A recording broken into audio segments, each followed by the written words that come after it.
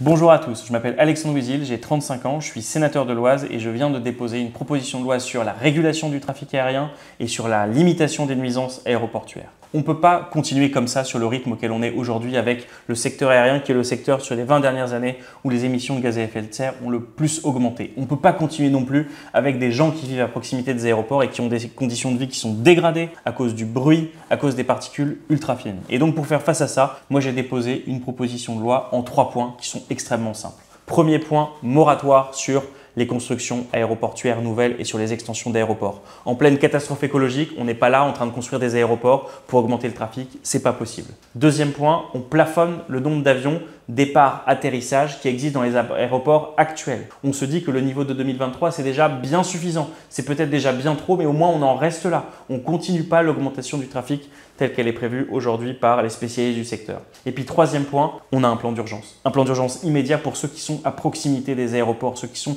dans le giron immédiat des grands aéroports. Et on leur dit quoi? On leur dit vous avez le droit de bien dormir.